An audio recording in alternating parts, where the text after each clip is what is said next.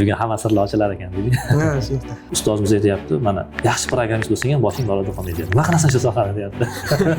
48 soatlab uxlamay imtihon topshirganimiz, imtihondan yiqilib ketganmiz. 19 soatlab masalan kod yozib imtihondan yiqilganman deganlar ham bor. Ya'ni qobiliyati bor shunaqa matematiklar kelgan, xalqaro olimpiadalarga qatnashadigan birinchilardan aytib ketganlar bo'lgan. Bir kunda kod yozish vaqtingiz 8 soatdan tushib ketmasa, zo'r o'qiysiz, ya'ni o'qishingizda muammo bo'lmaydi. Bu yerda aytishadi, juda ko'pchilik tashlab ketgim keldi deydi. To'xtatgim keldi deydi. Juda ko'pchilikka beriladigan savol va unda 90% odam ha degan javob beradi. Lekin oxirgi marta 800 atrofida ilovamiz bo'lgan. Shunda o'quvchilar 800 ga yaqin programmani o'zi Playmarketga chiqarishgan. Playmarket desa, ko'ngil orqaga tortib ketadi. Chunki programmam tayyor deydi, lekin jurilar o'tkazmayapti deydi. 50 ming, 100 mingga yaqin odam skachab qilgan programmalar bo'lgan, reklamasiz. Bittasi yozibdi, bu bola qilganiga to'g'ri bo'lyapti. Men bu programmani 5 yildan ishlataman deyapti. Juda zo'r deyapti. Bitta o'quvchimiz keldida, men dedi ishga kirdim, middle o'qib kirdim dedi. Adashmasam ikkita o'quvchimiz shunaqa holat bo'lgan. Qanday deyaptilar? Injener bo'lmasangiz, bahololmasangiz, sun'iy intellektga to'g'ri tushuntira olmasangiz, sizga o'sha so'ragan savolingiz uchun to'g'ri yechim, loyiha uchun xato yechim berish boshlaydi. Va endi qaysi yo'nalishni o'rganishdan qat'iy nazar, asosiy faktlardan nimasi bitta yaxshi ustoz topish kerak. Bu ilmning asosiy sharti ekan. Assalomu alaykum hurmatli kuzatuvchilar. Bugun ustozimiz Sherzod Muhammadiyev bilan dasturchilikka kirish, dasturchilikni o'rganishdagi haqiqatlar haqida gaplashamiz. Va bu suhbat o'ylaymizki barcha dasturchilikka qiziqib yurganlar, dasturchilarga ham hatto manfaatli bo'ladi degan umiddamiz. Xudo xolasa suhbatimizni boshlaymiz. Assalomu alaykum. Assalomu alaykum. Sherzod aka. Xo'p, bu suhbatimiz ochiq suhbat bo'ladi.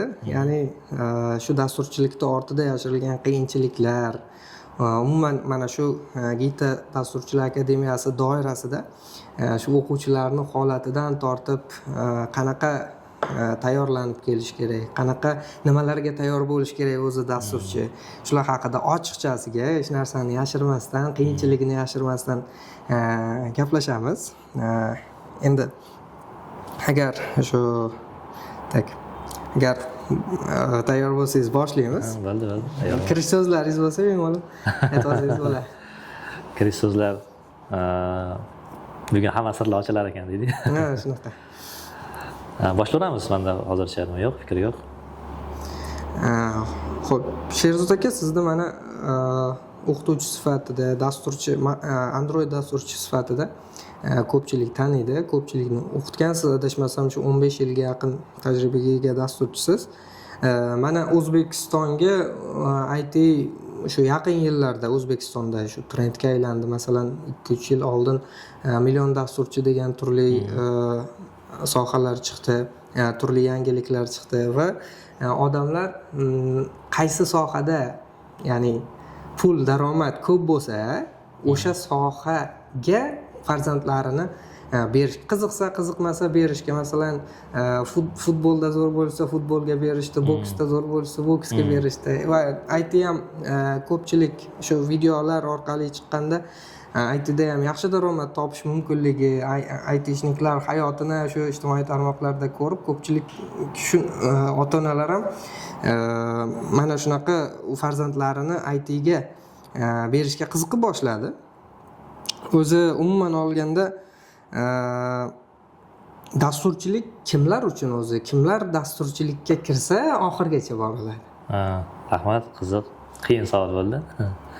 Men o'zim dasturlashni boshlayotganimda, masalan, daromadiga qiziqmasdan, daromadidan deyarli xabarim yo'q holatda, lekin daromad topish mumkinmi degan, tirikchilik qilish mumkinmi degan savolga qisman javob topgan holatda qiziqqanman. Rosa juda ham qiziqishim katta bo'lgan. Oxirgi yillarda rosa ko'p reklamalar bo'lyapti, ayniqsa oyligi bo'yicha. Dasturchilar sohasi ham, ya'ni dasturchilar oyliklari ham yuqori oylikli kasblardan biri. O'zi bundan ham katta oylikli kasblar ham ko'p, lekin shu yuqori kasblardan biri hisoblanadi. Endi dasturchilikka qiziqishi borlar uchun har qanday qiziqishi bor odam o'rganib keta oladigan soha deb desak noto'g'ri bo'lmaydi. Lekin biz endi masalan o'quv markazimizda aytaylik mana kimlarni o'qitamiz, kimlar uchun degan ma'noda bir filtrlash, bir imtihon qilish yoki bir talablar shakllantirish ma'nosida ustozimiz Qudrat aka bilan birgalikda endi bizda maxsus mantiq degan fan yo'q. Odatda maktablarda yoki nimalarda. Shuning uchun biz matematikaga asosan urg'u berganmiz. Chunki matematikani bilgan odamni mantig'i, demak, mantiqdan tekshirish shart emas. Matematika bilan asosan o'sha mantiqni tekshirish deb foydalanadi o'zimizda haligi. Nima deydi? O'z matematika bu mantiq desa ham bo'ladi. Shunga matematik bilimlarini, mantiqiy fikrlashlarini tekshiramiz. Mantiqiy fikrlashi yaxshi bo'lgan odamlarda, demak, o'rganish osonroq bo'ladi. Aytaylik, bizga masalan kursga kelganlarda har xil yoshda kelishadi. Maktabni bitirgan, universitet o'qigan, bitirgan har xil yoshdagi odamlar keladi. Asosan shu nimani tekshiramiz, mantiqini, matematikasini tekshiramiz savol beramiz, masalan, nima ish qilasiz, masalan, nima qilasiz. Aytaylik, aqliy mehnat bilan shug'ullanmay qo'ygan, uzoq vaqtdan beri shug'ullanmay qo'yganlarni guruhlarga qabul qilganimizda o'rganib ketishlari qiyin bo'lgan. Aqliy mehnatdan chiqib ketgan, qo'lim chiqib ketdi deydi-ku, shunga o'xshab uzoqlashib qolganlarda qiyin bo'lgan. Matematikam yo'q degan odamlarni ham taniyman. Masalan, Qudrat aka bilan bir suhbatimiz esimga tushib ketdi. Matematikadan imtihon qo'yamiz degan. Keyin o'quv markaziga qabul qilamiz degan. Hozir ham shunaqa imtihonimiz bor. Shu imtihonni o'tmagan odamni olmaymiz. Qaysi kursimizdan bo'lishidan qat'iy nazar, boshlang'ich kurslarga ham. Lekin menda bir keys bo'lgan, bir yaqin kursdoshim, hozir O'zbekistonda juda ham katta taniqli mobil ilovalarning birini ishlab chiqqan. Ko'pini ishlab chiqqan, taniqlilar juda ham ko'p. Shu bolani masalan matematikadan bilim bo'lmagan. Umuman matematikadan xabari yo'q bo'lgan. Esimda masalan kasrlarni 1/2 ni 1/2 ga masalan yoki 1/3 ga qo'shishni masalan ilmi yo'q edi. Birga o'qiganmiz, ilmi yo'q edi. Ya'ni agar shu bolani siz dedim kelib qolsa, hozir juda ham nima deydi, kuchli dasturchi, siz agar shu bola kelsa, siz bu bolani imtihon qilsangiz o'ta olmaydi imtihoningizdan deyapman-da. Matematikada imtihon qilsangiz deb aytyapman. Endi men matematika deganda umumiy matematikani tushunib turibman.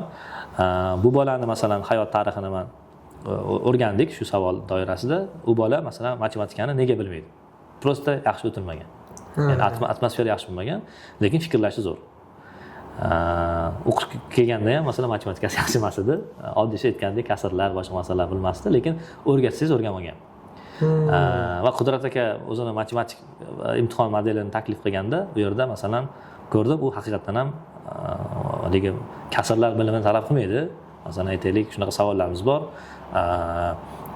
Biror bir summani masalan qarzga olasiz yoki bir kredit sotib olsangiz, kredit bor, aytaylik u yiliga 10%, 2 yildan keyin to'laysiz, necha foiz bo'ladi olgan summangiz deganga o'xshagan bir kundalik hayotimizda ishlatiladigan masalalar, faqat ozgina kallani ishlatib ko'rish kerak deydi.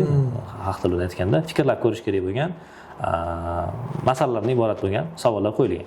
Masalan, Qudrat akaga kelgan odamga savol beradi. 20 ni masalan 3% ni yoki 10% ni hisoblab bering deydi yoki 25% ni topib bering deydi. Shu narsani o'tirib ozgina mantig'ini topib beradigan odamni, ya'ni fikrlay olgan odamni qabul qilaveramiz. Bizni baholash mezonimiz mana shunaqa. Bu endi dasturchilikka kirishdagi talablarimizni shunday shakllantirganmiz.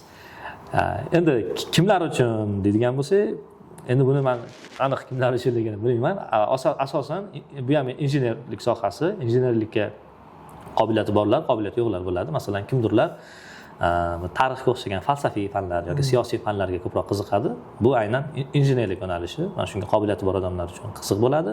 Nimadirlar ishlab chiqishga qiziqish kerak, nimadirlar o'ylab topishga, ya'ni bu yerda kreativlik, problem solving deymiz, muammolarni hal qilishga qiziqadigan, nimadirlarni ijod qilishga qiziqadigan odamlarga demak ko'proq mos keladi dasturlash yo'nalishlari. Masalan, men o'zim ham o'zimdan misol qilsam yoki tanishlardan, dasturchilardan misol qiladigan bo'lsak, juda ko'pchilik dasturlashga kirish hayotini bir qaraydigan bo'lsangiz, kompyuter qanaqa ishlashga rosa qiziqqan. U o'zi dastur tuzishga rosa ham qiziqqan. Nimadirlar urinib ko'rgan. Ya'ni miyasini asosiy faoliyati shuni qanday qilingan, qiziqda endi u. Qiziqgan, shu qiziqishlari bilan demak o'rganib ketgan odamlarni ham ko'p ko'rganmiz. Endi shu natija bilan. Bilamiz, endi dasturchilik rostdan ham o'rganish qiyin bo'lgan sohalardan biri deb o'ylayman.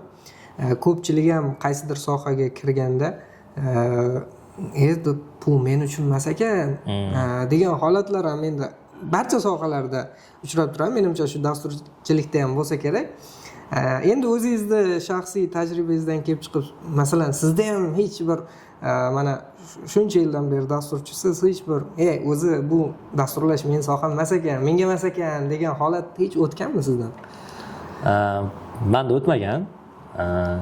Menda teskari holatlar bo'lgan. Masalan, men dasturchilikka juda qattiq qiziqqanman yoshlikdan. Va o'zim mustaqil ravishda, masalan, kitob, endi bu yerda ham kitoblar, bunda YouTubedan masalan video kurs topishga o'xshagan narsalar bilmaganmiz, kitoblar bo'lardi. Shular asosida o'zim o'rganib, hobbi sifatida boshlab, kichkina loyihalar qilib yurardim. Lekin shu sohadan non topish masalan ozgina aqlim yetmagan o'sha paytlarda. Aytaylik, mana viloyatimda, mana o'sha yashab turgan shahrimda shunaqa tushuncha bor edi. Programmist desangiz kim tushunilardi? U men o'rgangan paytimda kompyuter ustasi.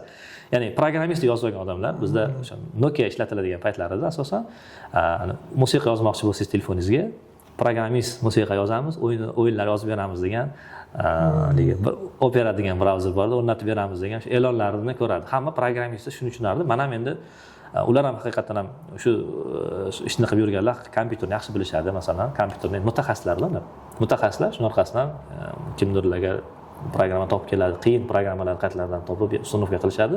Shu xizmat ko'rsatadigan odamlar tushunilardi. Men shuncha o'qib, shuni xizmat ko'rsatadigan sohada non topishga topolamanmi deb turib o'ylaganman. Ya'ni endi xalq ichida bu kasbni masalan o'rtacha deb qarashardi. Qiziqardim, lekin qiziqish turibdi, oila boqish turibdi. Baribir erkak kishi oila boqishni o'ylar ekan. Shu yosh bo'lganman, lekin baribir oila boqishni o'ylayapman. Undan keyin esimda 2013-yilda, 12-yilda adashmasam, yo 13-yilda internetda bir e'lon chiqib qoldi. Bir og'aynimiz, do'stimiz shu e'lonni topib kelibdi. Eng yaxshi dasturiy mahsulotlar, Best of Challenge degan konkursga start berilgan, eng yaxshi dasturiy mahsulotlarni ishlab chiqish bo'lgan konkurs. Shu 2013-yilgisida qatnashib ko'rganmiz. O'zimiz nimadirlar qilib yurardik og'aynim bilan. Shunchaki qatnashib ko'rganmiz. Qatnashib ko'rganmiz.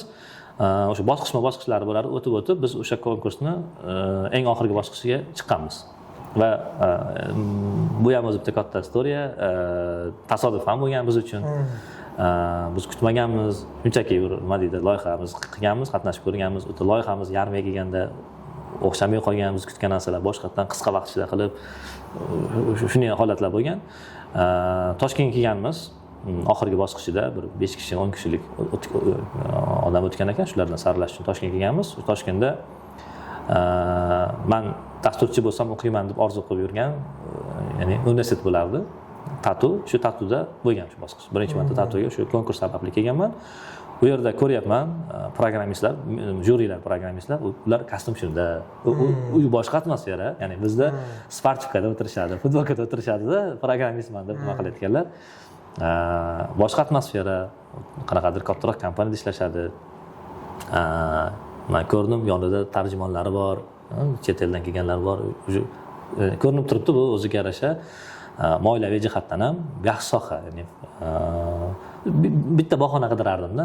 O'sha kuni men qaytib keldim, ota-onamga aytdim, men programmist bo'lmoqchiman, qat'iy dedim. Shu meni hayotimni o'zgartirgan voqea bo'ldi va yana bitta narsa, shu konkursda masalan men o'zim uchun o'rin olganmiz. G'oliblar safiga kirganmiz, o'rin olganmiz va yana bitta shans bo'ldiki, ya'ni shu respublika bo'yicha saralovda demak 10 talikka kirdik, 3 talikka kirdik. Demak o'zimiz o'rnimizni topadigan, ishonsa bo'ladigan soha. Baribir sohada raqobatlar ko'p. Baribir o'ylaysiz, masalan, o'zim o'sha paytda iqtisodchilik yo'nalishida o'qib yurardim, iqtisodchilikda o'qib yurardim. U yerda raqobat ko'p. Masalan, endi hammani bitirishimizga yaqin qolgan, hamma muammosi raqobatni qanday yengimiz. Universitetda bitirsak qayerda ish topamiz? Ish topishdagi problemalar, endi og'aynilar o'rtasida gaplashiladigan temalar bo'lib qolardi. Men ishondim, mana shu sohada o'qisam, men raqobatda bemalol ustun kela olar ekanman, chunki o'zimni sinab ko'rdim. Juda ko'p qarshiliklar bo'lgan. o'sha informatika degan fan bo'lardi, shuni o'qib yurardik. Informatika fanlar ichidagi eng avtoriteti juda ham past bo'lgan, fan sifatida qaralmaydigan fan bo'lgan. Aniq fanlarda o'qiganman. Masalan, informatikadan olimpiadachi bo'lganman, olimpiadaga qatnashganman. Bizni shu bitta ustozimiz bo'lardi. Bir gap esimga tushib ketdi. Juda yaxshi inson, biz uchun jon kuydirishardi. Informatika imtihonda bloklarda safida yo'q edi. Ya'ni matematika, fizika, ona tili adabiyot bor edi. Menimcha matematikani 36 talik bo'lgan vaqtlar 6 tasi informatika bo'ladigan holatlar ham keyinchalik qo'shilgan. Keyinchalik qo'shilgan. U hali davr yo'q edi. Xullas ustoz aytardiki, hech bo'lmasa shu vaqtingni ona tili adabiyotiga sarflasang ham alam qilmasdi. Keraksiz fanga sarflab yuribsan. Yig'ishtir buni deb ko'p aytardi. Qiziqqanman, qatnashganman, olimpiadaga chiqqanman. Undan keyin olimpiada tugadi, imtihonga masalan 3-4 oy qoldi. Nima qilib yuribman, ya'ni TATUga topshirmoqchiman, lekin o'sha ustoz aytayaptiki, ustozimiz nima TATUga topshirma. Ya'ni dasturlash yo'nalishiga topshirmoqchiman. Dasturlash yo'nalishiga topshirmada informatika, matematikaga topshirsang, ishga kirish ehtimoling balandroq bo'ladi. Bizni jon kuydirib qilgan, chunki u paytda haqiqatan ham programmist deb hech qayerda ishi yo'q, sanki bitirib olib nima ish qilasan deb aytayapti-da. Haqiqatan ham men Toshkent kelmasimdan oldin men ham shu fikrda edim aslida. Bir voqea bo'lgan, shu voqealarga aytib beryapti meni nima qilish uchun. O'sha yili qaysidir davlatni samolyoti yo'qolgan, davlat motam tutgan, qaysidir xorijiy davlat O'zbekiston ham davrda chiqqanda xat yuborgan. Motamlik nimasini xat yuborgan. O'sha samolyotda o'g'irlanishi ham adashmasam Rossiyaga tegishli edi shekilli. Ichida bir programmist bor ekan, yaxshi kuchli, hukumat bilan ishlaydigan. Shuni sababidan shu odam kerak bo'lgan o'g'irlashdi degan nima chiqdi, katta ehtimoliy chiqdi. Ustozimiz aytayapti, mana yaxshi programmist bo'lsang ham boshing baroda qolmaydi deyapti. Nima qilasan shu sohani deyapti. Undan ko'ra deyapti, mana boshqa ish tanla. Erkak tirikchilik qilish kerak deyapti-da, qiziqish sohasidan yuraverish kerak emas deyapti. Shunaqa voqealar bo'lgan. Mana lekin qancha gapirsa ham mehrim oshirgan tushmagan. Men kiraman deganman. Qattiq bali necha, nima yetadimi masalan deyapti. Menga qiziq emas. Balim yetadi yetmaydi, men shu yerda o'qiyman. Boshqa variant yo'q menda, zaxira varianti yo'q, faqat shu yerda o'qiyman degan qat'iy fikrlar bo'lgan. Men qadamni shunga bosganman. Lekin oyligi qanchaligini bilmasdim. Men даже bitirishimga 2 yil qolganda ham dasturlashdan masalan juda katta oylik topishga ko'zim yetmagan. Ishonmaganman, boshqa bo'lmagan, chunki oyliklarni bilmasdik trendmasida. Endi soha yangi kirib kelgan vaqtida o'zi siz bu sohaga qiziqsangiz ham baribir uni kattalarga tushuntirish doim qiyin bo'lgan, chunki ular tushunishmagan bu narsani. Endi lekin hozirgi davrda menimcha o'zi hamma filtrlar qo'yib bo'lingan, hamma nimani o'rgansa nima bo'lishi, hamma yo'llari o'zi ayon.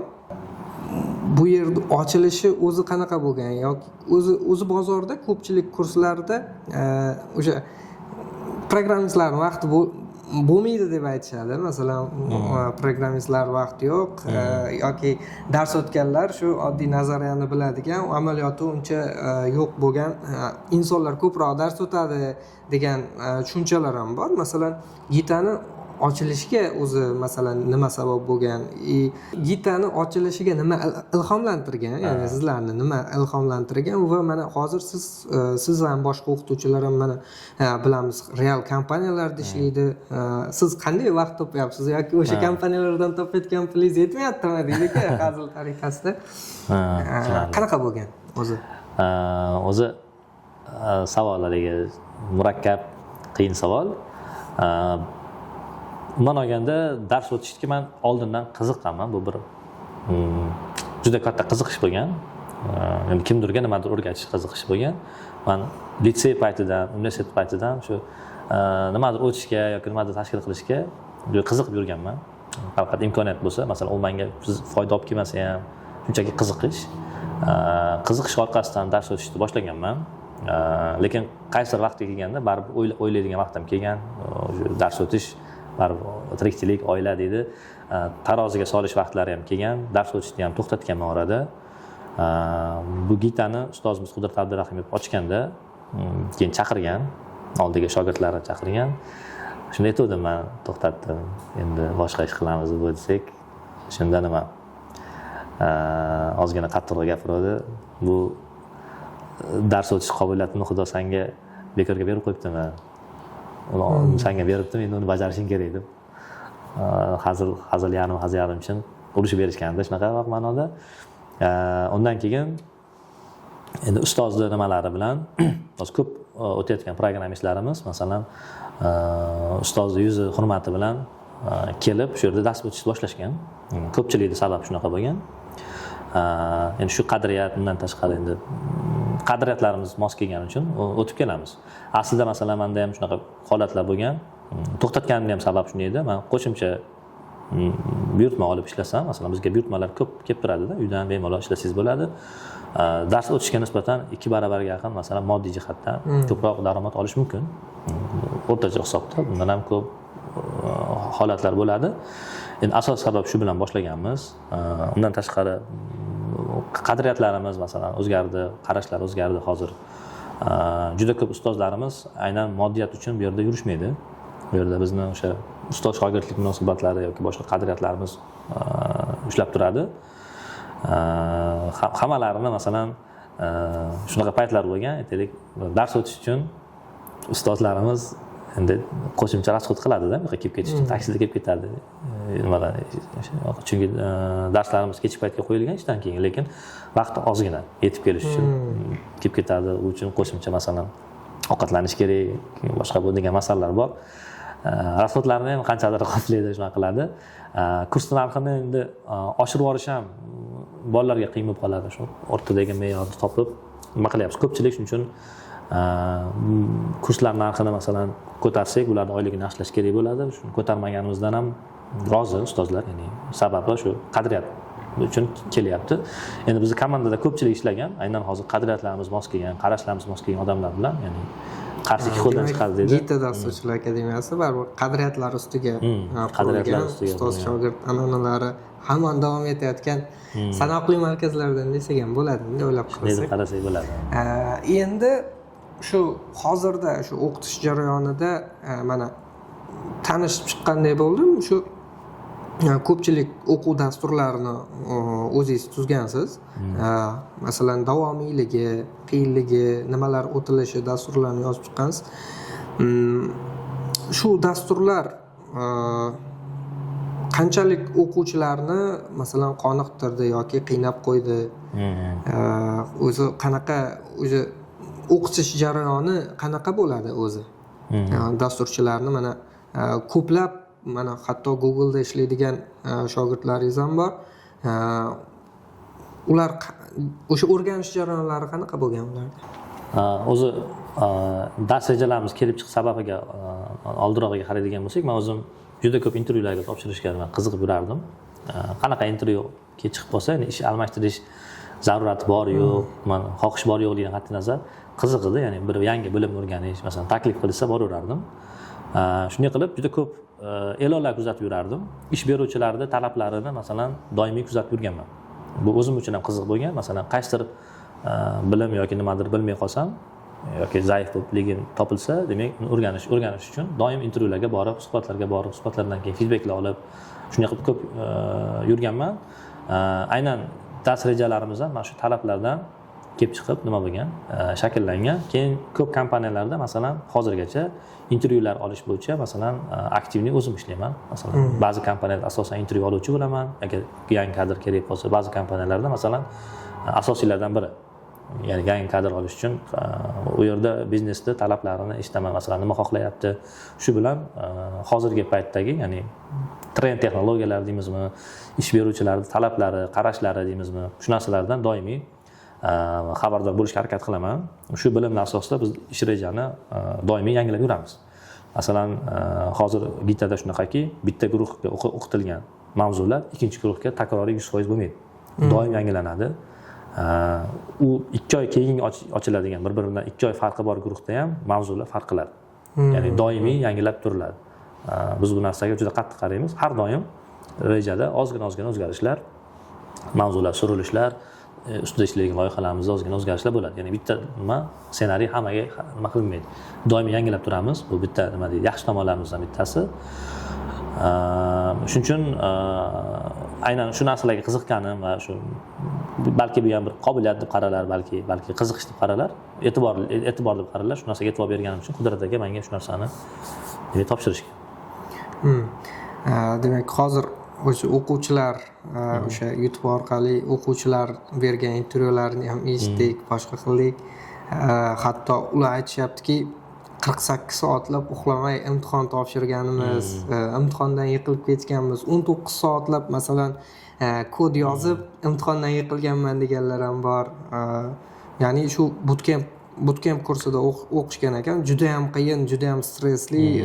Ba'zilar hattoki meni 1-2 kundan keyin to'yim bor, men darsdan ruxsat berisharmikan deb qo'rqaman deb intervyular berishgan. Bu shunchalik kurs anaqasi qattiqmi, bosimi qattiqmi o'zi? Demak, menimcha, o'ylashimcha, u kursga boshlaganlar ham hammasi ham tugatolmasa kerak baribir. U o'zi shu haqida biroz aytib bersangiz. Bu savolga qo'shib yana bitta javob ham berib ketmoqchiman savolga. Bundan oldingi bergan savolingizga. Masalan, nimaga dars o'tyapsizlar deysiz. Qadriyatlarimizdan bittasi biz talantli bolalarni olamiz, juda ham mehnat qilamiz, natijaga erishamiz degan. Chunki bizga ham qiziq. Ilm izlayman degan odam bilan bir ilmiy tadqiqotlar qilsangiz qiziq bo'ladi. Shunga o'xshagan shu guruhimiz bizda bootcamp bo'ladi. Shuning uchun asosan eskitdan dars beradigan ustozlarimiz aynan faqat bootcamp dars o'tadi.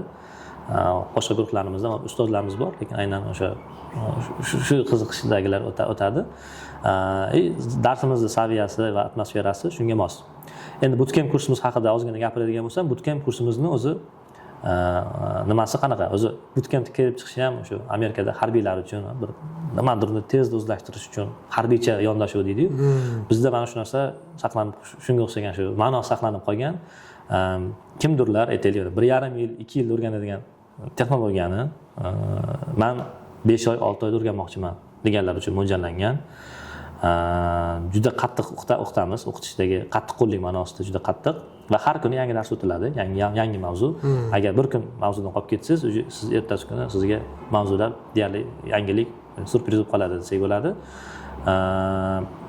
Va darslarimiz masalan 3-4 soat atrofida bo'ladigan bo'lsa kuniga. Undan tashqari u bolaga beriladigan vazifa masalan 8 soat, 10 soatga mo'ljallangan bo'ladi. Ko'p vaqt ajratish kerak bo'ladi bolalarimiz. Yangilik ko'paygan sari bolalarda masalan o'rganadigan, qaytaradigan, takrorlaydigan narsalar kattalashib ketadi. Shuning uchun qiyinchilik yetarlicha. Ko'pchilik bitira olmagan, bu tabiiy. Masalan, statistikamiz bo'yicha 35-40 ta odam keladigan bo'lsa, uni yarmi bitiradi odatda. Statistika shunaqa. Sabab endi hammada har xil sabablar bo'ladi. Biz o'rganib ko'rganmizda, masalan, kimlar bitiryapti, kimlar bitirmayapti va guruh yig'ilganda taxminiy prognozlar qilamiz, mana bu bola zo'r ketyapti, bitiradi deganmiz. Shunday prognozlar bo'lgan, boshida zo'r kelgan bolalar bo'lgan, birinchilardan haydalib ketganlar bo'lgan. Ya'ni qobiliyati bor, shunaqa matematiklar kelgan, xalqaro olimpiadalarga qatnashadigan, birinchilardan haydalib ketganlar bo'lgan. Shu bolalarda shunday bola keladi, bu oy haydalib ketsa kerak deb har oy aytaman-da. Har oy o'tib ketib, oxirida yaxshi bitirib ketganlar ham bo'lgan. Kutilmaganlar bo'lgan. Endi kursda qiyinchiligi bilimni ko'pligi. Bitta odam eslab qolishi odatda qiyinroq bilimlar bo'ladi. Komandaviy ishlashadi bolalar bu narsalarni yengish uchun. Biz darsda Qudrat aka ko'p yarim hazil, yarim chin deb ko'p aytadi. Kasal bo'lish ham mumkin emas deydi bizda. Ya'ni o'ziga bog'liq holatda masalan sovuq suv ichmanglar, konsertda tagida o'tirmanglar. Bir kun kasal bo'lgan odam o'sha qolib ketadi deydi. Chunki har kuni yangi mavzu o'tiladi. Boshlarda bilinmasligi mumkin, keyinchalik bu narsa bir kun kelmasangiz ham seziladi, bir kun dars qilmasangiz ham seziladi. Haftasiga imtihon olamiz biz. Har hafta imtihonimiz bor. Har oyda oydan oyga o'tkazish imtihonimiz bor. Agar siz har oyda imtihonda o'ta olmasangiz, har oyda haydalish ehtimolingiz bor. Har hafta haydalish ehtimolingiz bor. Haftalik imtihonlarga sal yengillik berib turamiz. Ya'ni imkoniyat berish kerak bo'lsa haftaning ichida olishingiz mumkin. Ozgina pastroq ball to'plagan boshqa bo'lsangiz, oylik imtihonlarda qattiqroq bo'ladi. Oylik imtihonimiz даже hattoki nima og'zaki ham bo'ladi. Har bitta odam bilan individual o'tilgan narsalarga reaksiyasi bilimini baholab boramiz. Endi haydalib ketishimiz ham qanaqa bo'ladi? Asosan masalan haydalib ketganlar deyarli 95%, 5-6%, 10% sog'lig'i bilan muammolar bo'lsa, qolganlari masalan qo'shimcha tadbiri chiqib qolgan, to'yi chiqib qolgan, tug'ilgan kuni chiqib qolgan yoki vazifa qilmagan, dangasalik tutib qolgan. O'rtada 1-2 kun qolib ketgan ish bilan universitetimda ishim ko'payib ketdi deydi. Har xil sabablar bilan, oilaviy chalg'ish bilan qolib ketadida, mavzularni biz zanjir shaklida, ya'ni bitta mavzuni qoldirdingizmi, ertasi kuni nima tushunmaslik boshlanadi. Shuning uchun qoldirish mumkin emas, shu narsalarga qattiq qaraladi. Undan tashqari yana bir ko'p ishlash kerak bo'ladi bir mavzu ustida, chunki uni o'zlashtirish, eslab qolish uchun ustida ko'p ishlashingiz kerak bo'ladi. Bizni bugungi kungacha olgan statistikamiz va tavsiyamiz bir kunda kod yozish vaqtingiz 8 soatdan tushib ketmasa, zo'r o'qiysiz, ya'ni o'qishingizda muammo bo'lmaydi. Shuning uchun biz har bitta o'quvchini o'sha o'zimiz ishlaydigan studiyamizga IntelliJ IDEA Android Studio masalan shularda ishlansa, Vakatime degan pluginimiz bor. Bu plugin klaviaturani aynan kod yozish uchun bosgan vaqtingizni hisoblab yuradi. Vaqtingizni hisoblaydi. Brauzerda yurganingiz bo'lsa aynan kod yozish uchun mana shu kod yozish vaqtini bolalarimiz 8 soat atrofida ushlab o'tirishadi. Kimdirga tushib ketsa, o'sha o'qish ham tushib ketgan bo'ladi. Asosan moslik keladi. O'zi quyidagi statistika bor, masalan bir sohada deydi, eksport darajasiga chiqmoqchi bo'lsangiz 10 ming soat masalan ishlashingiz kerak deydi. Bu o'zini juda ko'p xohlagan bizda ham. Shuning uchun ko'proq ishlagan odamda natija ko'proq yaxshi bo'ladi. Endi hozir bu kurs adashmasam 7 oy, to'g'rimi? 7 oy, har haftada 5 kun. Shu endi masalan o'quvchilarga ko'pchiligiga og'irlik qilsa, shuni masalan cho'zish haqida, 10 oy qilish haqida hech o'ylab ko'rilmaganmi? Buni sababi nima? Nima uchun aynan 7 oy va buncha kuchli bosim? Bizda o'zi alternativ kurslar bor.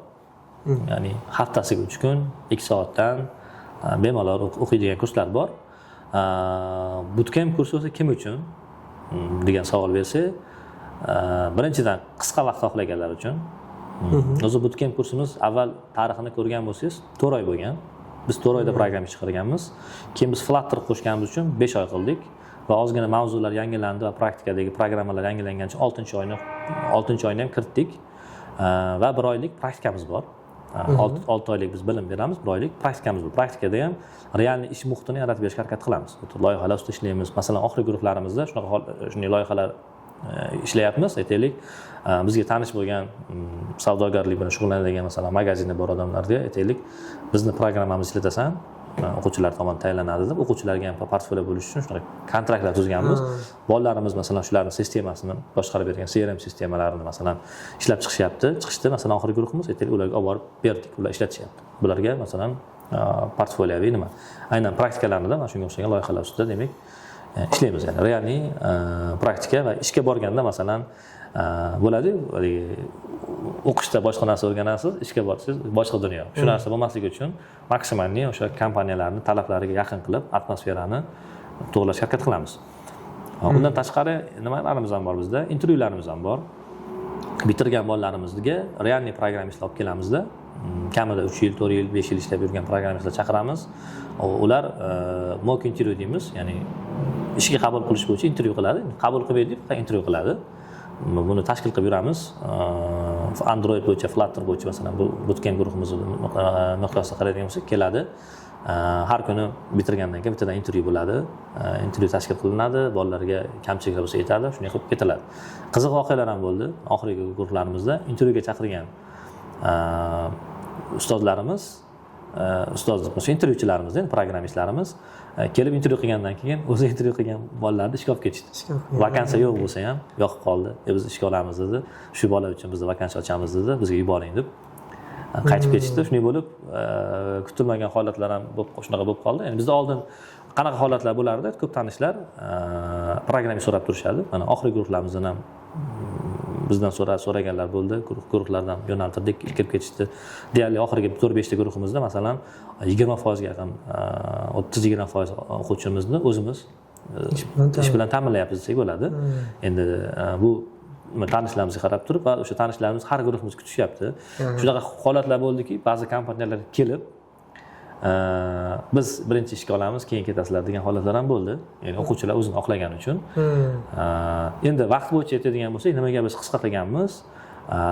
Maqsadim faqat o'qish, to'liq fokus qarataman, faqat shu bilan ishlayman deb nima deydi, kuchini berib, jonini berib ishlaydiganlar uchun mo'ljallangan guruh. Demak, hamma uchun emas. Hamma uchun emas. Buni hammaga aytamiz, hamma uchun emas. Aynan sabr etadigan, irodasi kuchli bo'lganlar uchun. Chunki guruhni bitirganlar bilan bitirilgandan keyin haligi masalan bitirmasdan oldin baribir ustoz shogird bo'ladi, nima bo'ladida, bosim deydimi, bir haybatini bosish deydimi, bitirgandan keyingi masalan intervyularni ko'rgan bo'lsangiz ham, bu yerda aytishadi, juda ko'pchilik tashlab ketgim keldi deydi, to'xtatgim keldi deydi. Juda ko'pchilikka beriladigan savol va unda 90% odam ha degan javob beradi. Necha marta deb so'raladi, ya'ni ha emas, necha marta deydi. Kamida 2-3 martadan ketgim kelish, to'xtatmoqchiman, shu nima deydi, menga emas ekan, men tormozlandim degan holatlar ko'p bo'lgan. Shu holatni yengib o'tganlar va yengib o'tolmaganlarga ajraladi guruh. Umumiy olib qaraganda, ya'ni nimaga masalan 50% ga yaqin yoki 30% ga yaqin odam bitira olmayapti.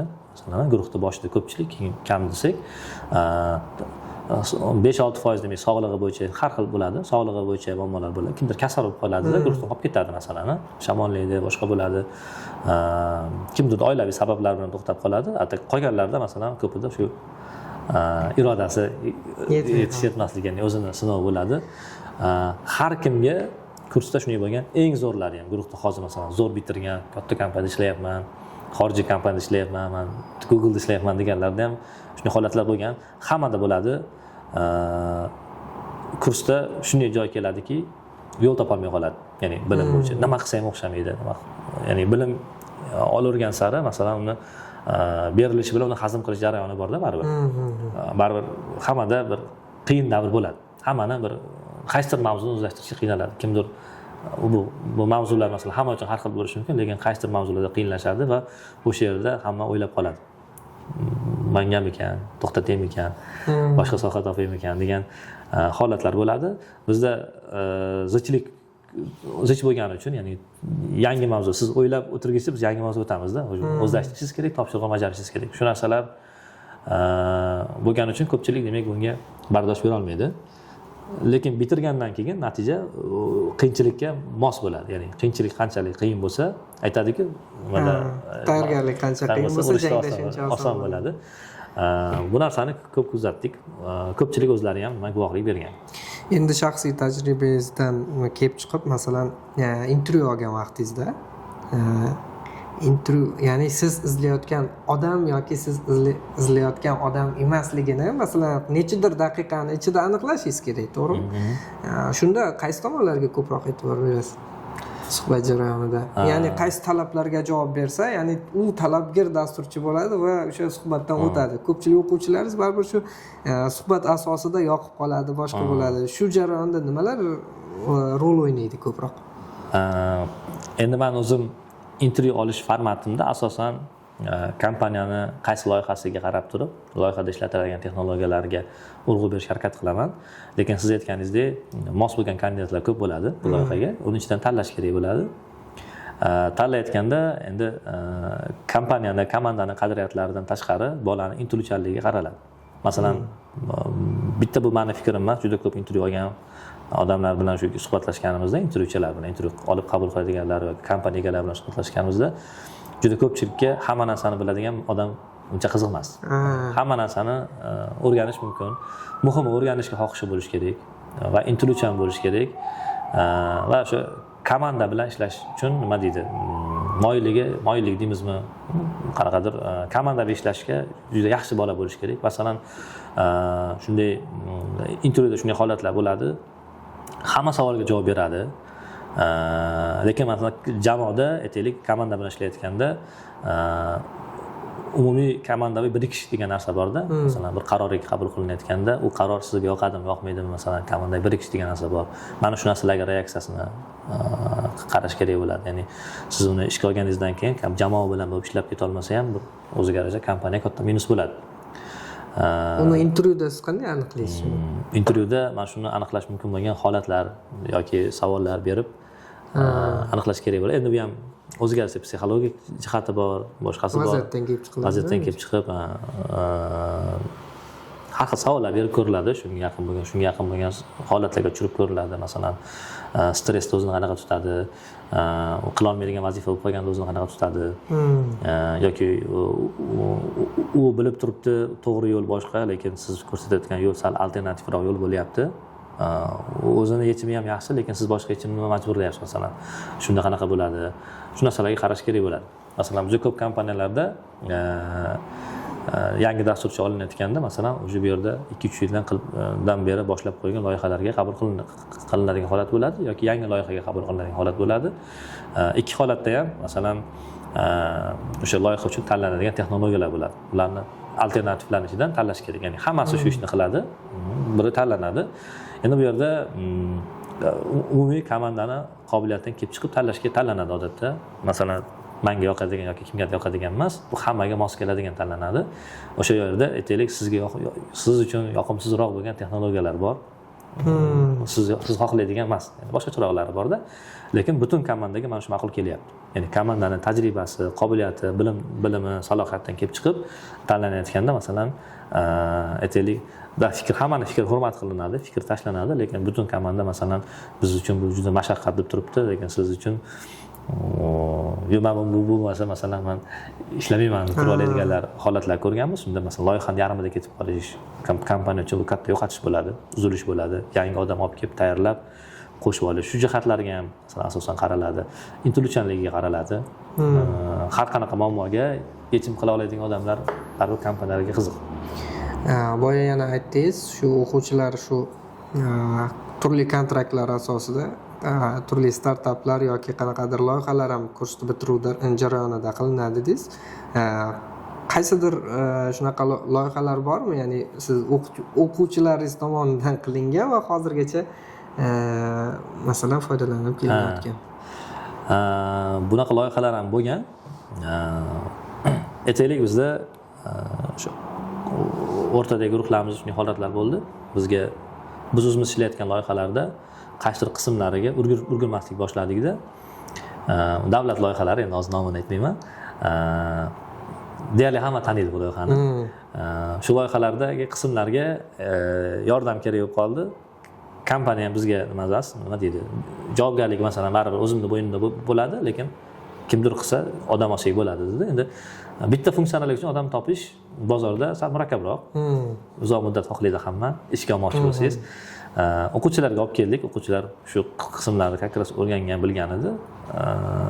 Tayyor bu narsani qilishga. Kichkinaroq zadacha berdim. Tanlov qildim. Menda masalan 4 ta funksionallik bor. 4 kishi kerak.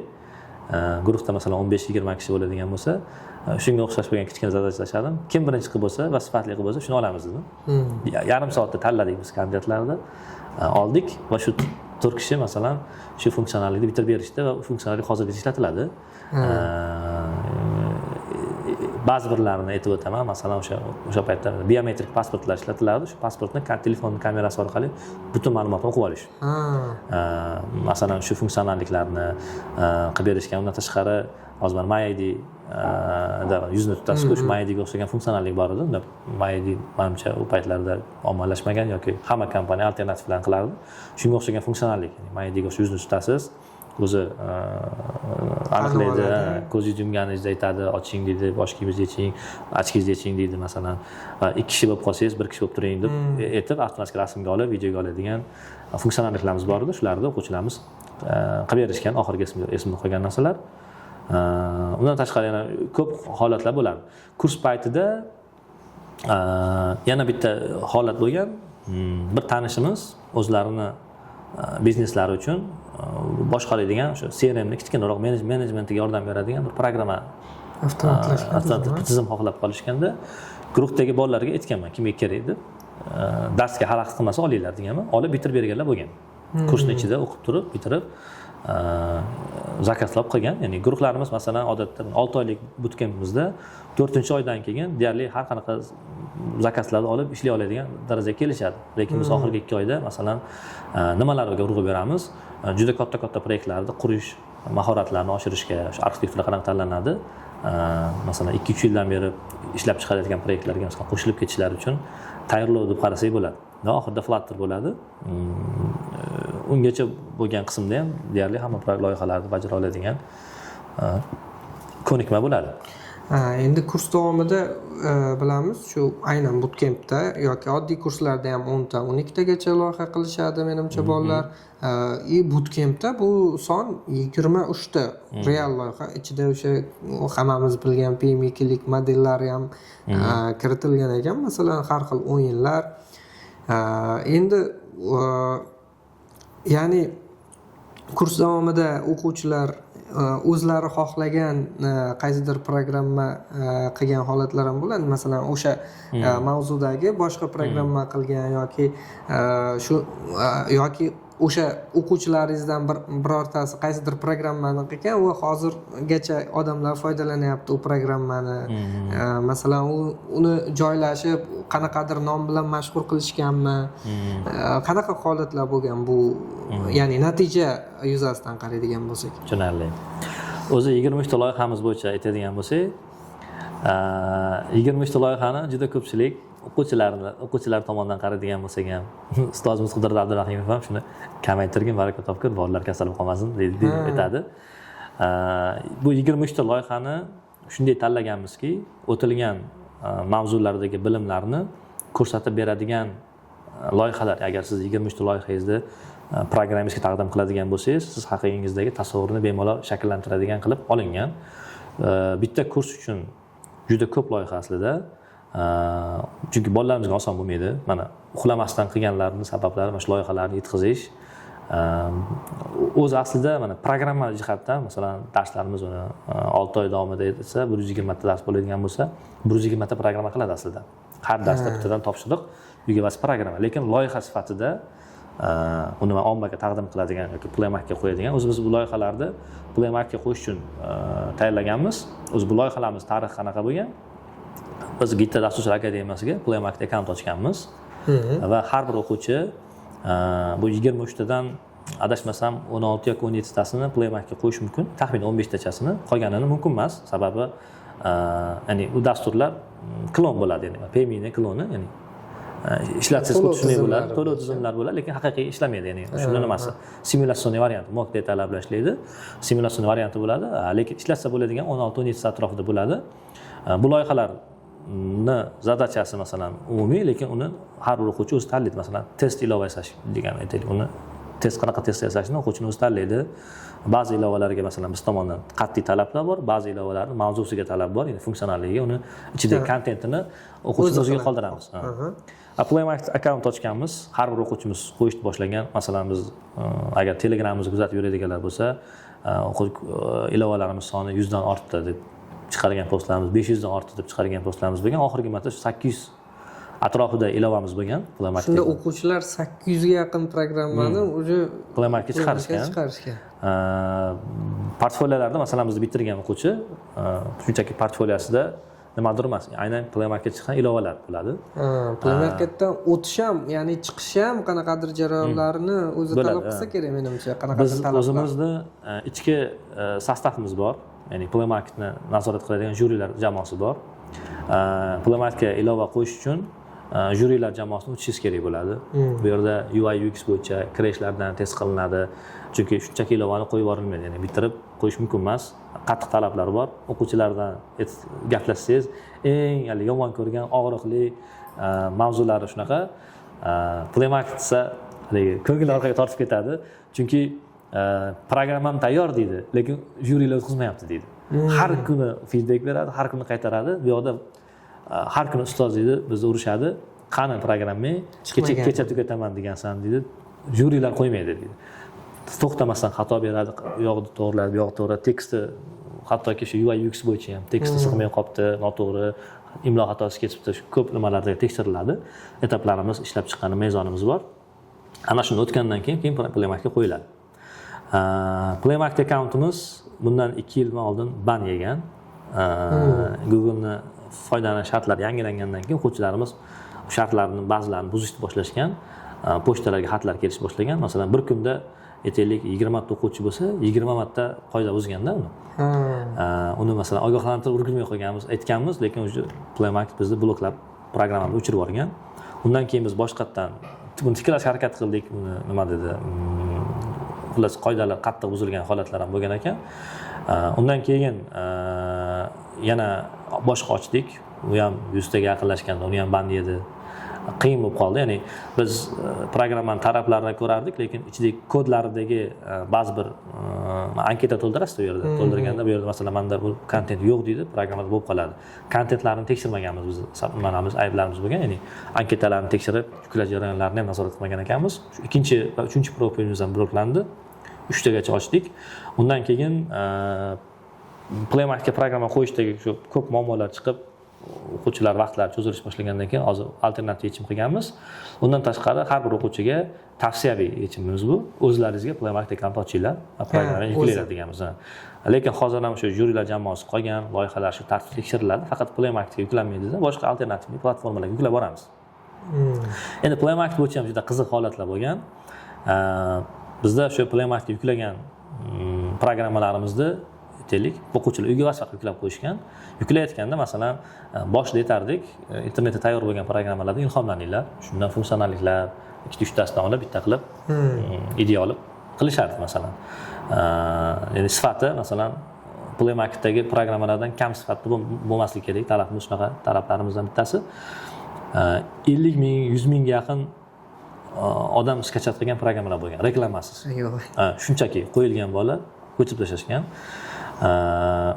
Yana bitta qiziq voqea esimga tushib ketdi. Bitta bolamiz lug'at dasturi qilgan. Bizda database bilan ishlash degan mavzumuz bor. Katta ma'lumotlar bilan ishlaymiz. Shu 100 mingga yaqin ma'lumotlarni qidirish, ekranga chiqarish, shunga o'xshagan funksiyonalligimiz bor.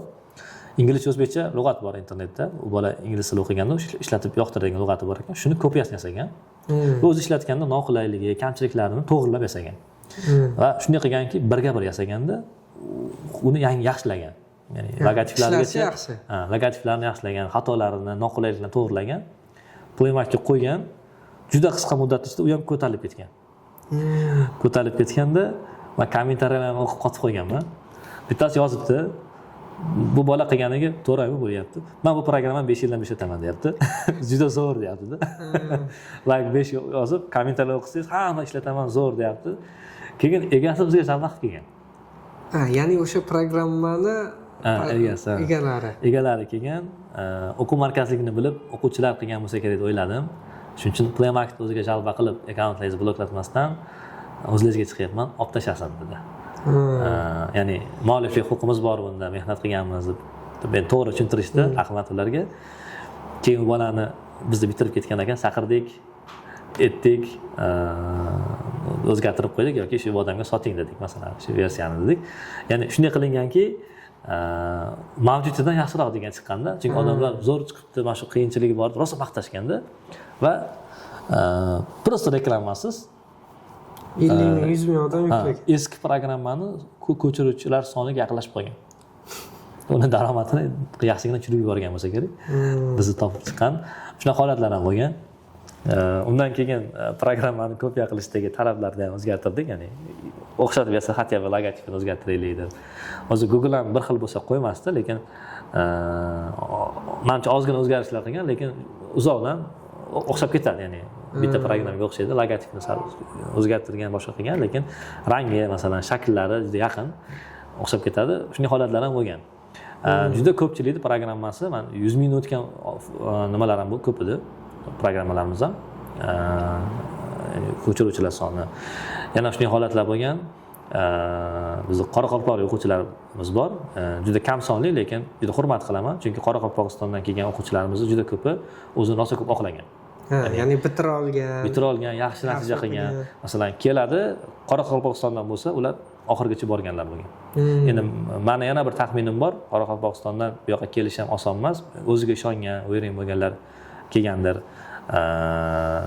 Bu yerda bitta Sharafat degan shogirdimiz bor. Asosan shu shogirdimiz o'zlari o'qitib, boshlagan qadamlarini keyin ustozimga boring deb jo'natadi. Ya'ni yaxshi odamlar yuboradi. Ya'ni o'zi ham ishonsa keyin yuboradiganlar bo'lgan. Qoraqalpog'istonlik bolalarimiz endi shunaqa zo'r nima bo'ldi? Programmasini qilib bir haftadan ekan 20-30 mingta odam ko'chirib qo'ygan, chiqib ketgan. U bitirgandan keyin nima qilgan? O'zlarining gruppalari bor ekan, tashlab qildim degan qoraqalpoq tilini, izohiy lug'atini shunaqa loyiha qilgan. Endi kursda endi boshlanishida yoki tarixiy obidalari degan loyihalar qilgan. Tashlagan ular bir-biridan gruppalarga forward qilib, qaranglar bizning bolalar qanaqa narsalar qildi deb skachkalar, bu narsalarni xullas ochib tashlashgan juda ham katta. Shu darajada tez, masalan, uni reklama bilan ham uncha ko'tarish qiyin-da endi marketingda nimasi juda qiyin. 3 kun yo 1 hafta ichida ochib tashlashgan. Biz buni qachon e'tibor berganmiz? Biz orada konkurs uyushtirdik. Birinchi, ikkinchi, uchinchi o'rin. Kimda ilovalari soni dagi o'sha ko'chirishlar soni baland bo'lsa, masalan, mukofotlarimiz bor deb kichkina konkurs qilganmiz bolalar ichida. O'sha bola oshirib tashlagan. O'sha esimda qolgan. Konkurs uchun oshirib tashlagan, nihoyatda katta oshirgan. Kutilmagan darajada u qolganlar masalan kimdirlar bir hafta ichida kimdir 100 ta odamga, kursdoshlariga, kimdirga ketgan, qarindoshlarga ketgan bo'lsa, bu 23 mingta qilib ketdi-da, misol uchun. Kutib bo'lmaydigan darajadagi nima songa oshib ketgan. Shunaqa qiziq voqealar bo'lgan. O'zi mana shu bootcamp kursini bitirganda o'zi dasturchilarda ham daraja bo'ladi. Kursni bitirganda qanaqa darajaga erishadi? Junior, meni adashmasam. Endi mana hali har xil gaplar bo'ladi. Masalan, biz deydi, sразу middle chiqaramiz, sразу senior chiqaramiz degan gaplar bo'ladi-yu, aytaylik. Bilim bilan mana junior, middle, seniorni nimasi, nima deydi? Farqi bor, ya'ni boshqa kategoriyada qarasak bo'ladi. Aytaylik, siz seniorni bilimini o'zlashtirganingiz bilan uni praktikasini o'zlashtira olmaysiz. Ya'ni bir nimani kadrni bu junior, bu middle, bu senior deb ajratishda uni faqat bilim emas, uni ishlagan mahorati, staji ham ahamiyatga ega. Ya'ni siz daho bo'lsangiz ham baribir ishni endi boshlayapsizmi, ish ko'nikmangiz yo'qmi, siz junior hisoblanasiz. Shuning uchun tajriba asosida daraja ko'tariladi. Tajriba darajada tajribaning ham roli bor. Bilim bilan faqat bilim emas, tajriba. Ya'ni tajribani o'zi bilan ham aytaylik 3 yilda senior bo'lganlar bor, 6 yildan beri middle bo'lib ishlayotganlar ham bor. Bu tajriba va bilimni uyg'unlashuv, birlashmasi. Ya'ni bu bitta faktorga qarab qolmaydi. Lekin bizda shunaqa holatlar bo'lgan. Qiziq ham, kulgili ham, bir kulaman ham, bir ajoyib ham bo'ladi. Bitta o'quvchimiz keldida, men dedi, ishga kirdim, middle bo'lib kirdim dedi. Adashmasam ikkita o'quvchimiz shunaqa holat bo'lgan. Qanday deyapman? Middle degan vakansiya dedi, ochilgan ekan, topshirdim dedi. Ishlamaganman, nima deb so'rashmadi dedi. Qaysi loyihalarda ishlagansiz? Loyihalarni sanab berdim dedi. Hamma savollarga javob berdim. Ular shartlariga 100% mos keldim, kirib ishlayapman dedi. Qudrat aka, buni videoga chiqarmaymiz dedi. Bu dedi, bu gapini aytib qo'ysa, ertaga ishda qayda borsa, keyin sharmanda bo'lmaylik dedi. Oylik olsang kelasan dedi. Oylik ham olib, hozirgacha ishlayapti. Shunaqa holatlar bo'ldi. Endi biz aytamizki, masalan, junior bo'lib ishlayotgan, o'zi junior maqomini qachon oladi o'quvchilar? O'rganuvchilar deylik, o'quvchi emas, o'rganuvchilar ishga kirib oylik olsa, endi u dasturchi bo'lib non yeyishni boshlasa, demak u junior maqomiga ega bo'ldi. Ya'ni kimdirlar men juniorman deydi-da, hali hech qayerda ishlamagan. Junior maqomini endi to'g'ri ma'noda qaraydigan bo'lsak, kompaniya ishga oldimi, uni junior sifatida, junior maqomiga keyin erishadi. Masalan, darajani qachon o'zgartiraman deydi yoki qachon darajam o'sadi deydi. O'sha kompaniya masalan middle degan darajaga e'lon bergan, siz o'zingizda demak shunga mos ko'ryapsiz, ishlab yuribsiz, kirdingiz, middlega to'g'ri keldingiz, oldingiz, demak siz keyin middle maqomi. Keyin middle bo'ldingiz. Endi maqomni asosan kompaniyalar beradi. Endi ba'zi kompaniyalar middle, ba'zi kompaniyalarga senior bo'lib mos keladi. Bu shunga o'xshagan holatlar bor, lekin asosan kompaniyalar beradi maqomlarni. Ishga oldimi, sizda shu o'zi kutayotgan middle pozitsiya yoki junior pozitsiyani ishini qila olyapsizmi, demak sizda shunday deb baholaydi. Endi bizda o'quvchilarimizni ish beruvchilar tomonidan olgan ko'proq feedbacklarimiz, masalan, ularni juniorlarga nisbatan solishtirilganda strong junior deb baholashgan, ya'ni kuchli juniorlarni ham aynan kuchlisi degan haligi e'tiroflarda juda ko'p bo'lgan. Shuning uchun biz bu gaplarni ko'p ishlatamiz. Masalan, o'quvchilar kelganda, aytaylik, ishga kirganda strong junior deb ko'p e'tirof qilingan degan masalalarni demak ko'p aytamiz. Lekin mana ko'rib turibmiz, mana internetda, ijtimoiy tarmoqlarda ko'p aytilyapti, muhokamalarga sabab bo'lyapti. Juniorlar o'limi, juniorlar yo'qolishi degan narsalar ko'p tarqalyapti. Bu o'zi nima? Bunga qanaqa fikr bilasiz? Buni ikkita tomondan qarash kerak. Ikkinchi tomonda men o'zim yaqinda nima qildim? Ya'ni ta'sir qildi bizga ham. Bitta tomoni bu kompaniyalarda junior kadr kerak bo'lmay qoladi deb qaralyapti. Ya'ni juniorlar o'limi deganda kompaniyalar junior o'rniga sun'iy intellektni ishlatish haqida gapirishyapti. Ya'ni junior dasturchiga ish yo'q, ya'ni ishga zarurat bo'lmaydi degan ma'noda. Chunki junior qiladigan ishni, ya'ni kompaniya hozir junior ishchini olib, uni nima deydi, qiladigan ishini sun'iy intellekt orqali qilib qo'yapti. Demak, juniorlarga zarurat qolmadi ma'nosida juniorlar o'limi deb nomlangan shunaqa nimalar, mavzular ko'paydi. Endi ikkinchi tomoni bor. Buni men yaqinda guruhlarimda ko'ryapman. Juniorlar ham tug'ilmay qolyapti deb atasak bo'ladi buni. Nima degani? Hozir men juda qattiq kurashib kelayotgan va shu kunlarda ham kurashayotgan masalan, o'rganuvchilar sun'iy intellektni ustoz qilishni boshlashdi. Va kecha bittasidan topshiriq qabul qildim. U o'quvchi pul to'lab o'qiyapti. Bizda pul to'lab, ya'ni o'qish uchun pul to'layapti. Lekin hamma narsani sun'iy intellekt yozib bergan unga.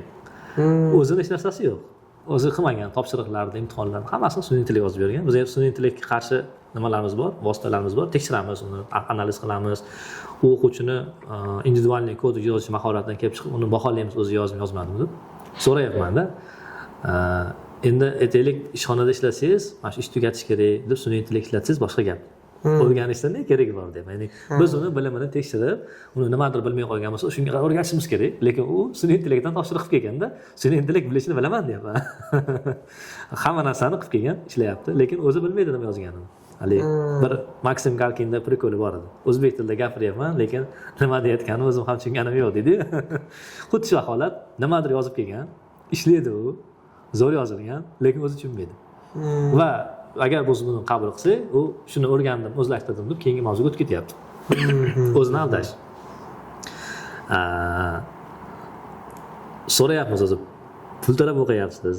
O'zingizni aldashdan ma'no nima deymiz? Ko'pini o'quvchilar ko'payib qoldi va hamma narsani sun'iy intellektga tayanib qolishlar ko'payib ketib qoldi.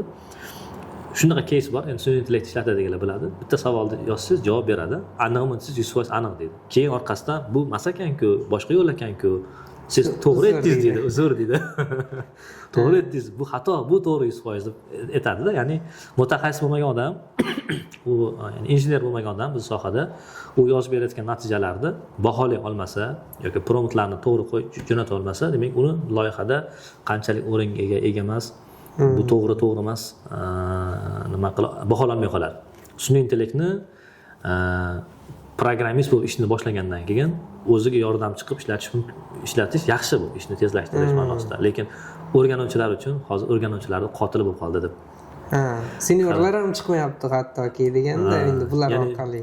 Junior bu o'rganmoqchi bo'lganlar, ya'ni shu bilan ish qilyapti-da, o'zi nima yozayotganini bilmaydi, o'zi bahololmaydi.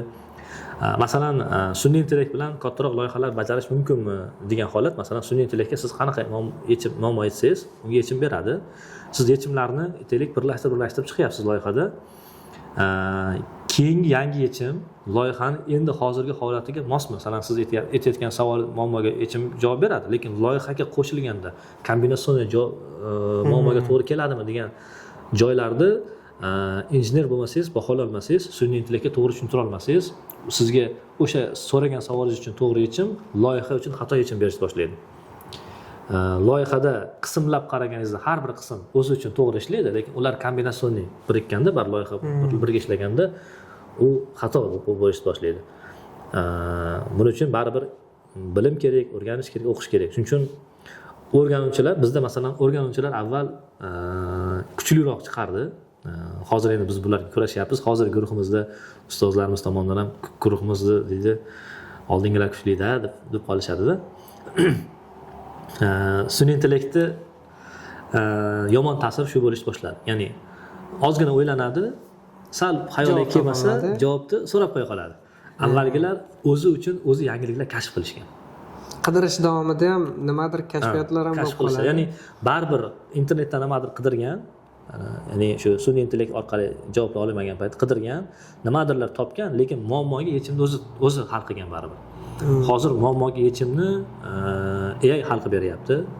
Sun'iy intellektni fikrlashi bilan to'g'ri yechimni olib ketyapti. Bu fikrlash, masalan, internetda kimdir qo'ygan yechim olib ketyapti. Buni alternativi bordir, boshqachasi bordir degan fikrlar yo'q. Ya'ni yana bir o'xshatish qilish mumkin. Masalan, Einsteinga haligi ikkita nuqta qo'y deganda bittasini bu yog'iga, ikkinchisini qog'ozni ikkinchi tomoniga qo'yadigan bir antikvarniy yechimlar qilib bergan holatlar bo'ladi. Ya'ni kreativlik deydi-da. Shu kreativlikni kreativlik, ya'ni o'z IQ ham shunaqa deydi. Shug'ullansangiz o'sadi, shug'ullanmasa tushadigan narsa. IQ haligi joyida to'xtab turmaydi-da. Yaqinda men ilmiy tadqiqot ko'rdim, mana shu sun'iy intellektlar bo'yicha. Ikkita komandaga sun'iy intellekt ishlatadigan, ishlatmaydigan komandaga ajratilgan. Hammasi avval ishlatmasdan injener bo'lgan va adashmasam jurnalistlar bilan tadqiqot qilingan. Sun'iy intellekt ishlatishga ruxsat bermasdan tadqiqot o'tkazishgan. Sun'iy intellekt ishlatishga ruxsat berganlarni 1 yildan keyin sun'iy intellektsiz ijodiy ish bo'yicha imtihon olinganda ijodiy ish yozish qobiliyati tushib ketgan sezilarli darajada. Ya'ni hamma narsa sun'iy intellektga tayyorlab qo'yilsa, odamning fikrlash qobiliyatlari baribir pasayishni boshlaydi. Xuddiki shug'ullanishni tashlagan sportsmen yana bir nimaga chiqsa, sportga qaytganda bu o'zini nimasini sezdiradi. Ya'ni orada uzilib qolish uchun. Shuning uchun fikrlashni maksimalni baribir ishni tezlashtirish o'z yo'liga, ya'ni instrumentni to'g'ri ishlatish kerak deb hisoblayman-da. Agar injener o'zini bozordagi mavqeini saqlab qolmoqchi bo'lsa, o'zini o'rnini, o'zini, ya'ni inson o'zini sun'iy intellekt bilan almashtirib bo'lmaydigan kadrlikni saqlab qolmoqchi bo'lsa, u ilm olishni to'xtamaslik kerak. Ya'ni hamma ishni sun'iy intellekt aytgandek qilib, spirkin sun'iy intellekt bilan shunday o'rnini almashtiradigan kadr bo'lib qolmaslik uchun. Xo'p. Hal qiluvchi anaqalarga tursak bo'ladi. Xo'p, mana dasturlashga endi kirib kelayotgan yoki endi o'rganishdan boshlaganlarga umumiy qanday tavsiyalar berasiz? Mana suhbatimiz oxirida o'zi vaqt chegaralangan.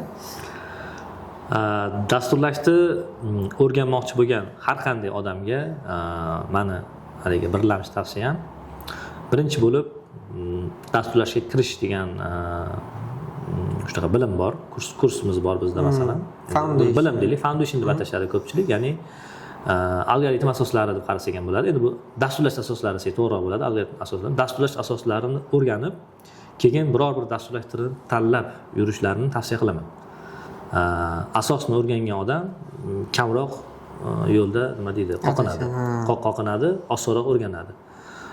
Va endi qaysi yo'nalishni o'rganishdan qat'iy nazar asosiy faktlardan bitta yaxshi ustoz topish kerak. Bu ilmning asosiy sharti ekan. Ustoz odam bo'lishi mumkin, kitob bo'lishi mumkin, bir internetdagi bir video, virtual odam bo'lishi mumkin, o'zi bilan shug'ullanmagan bo'lsangiz ham. Lekin bitta qolip topib, bitta deydi masalan roadmap bilan harakatlanish kerak.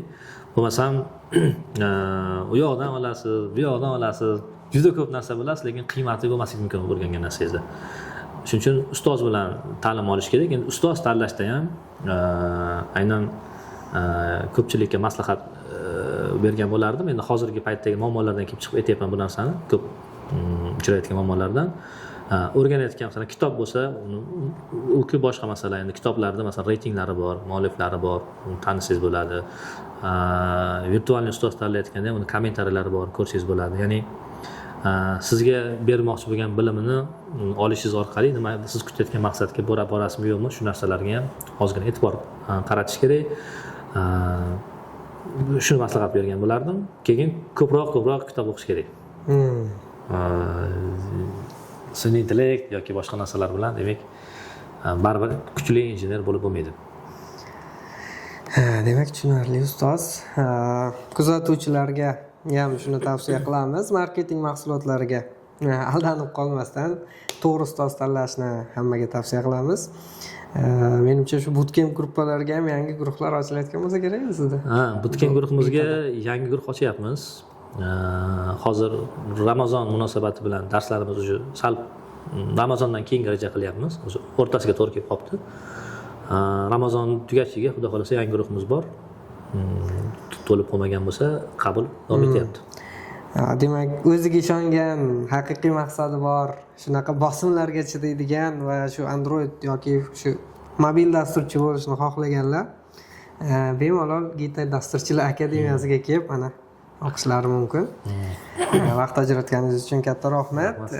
Kommentariyalarda yozib qoldiringlar, qaysi mavzular sizlar uchun qiziq. Mana shu mavzularni keyingi sonlarimizda xudo xolasa ustozimiz bilan tahlil qilishga harakat qilamiz. Barchaga rahmat.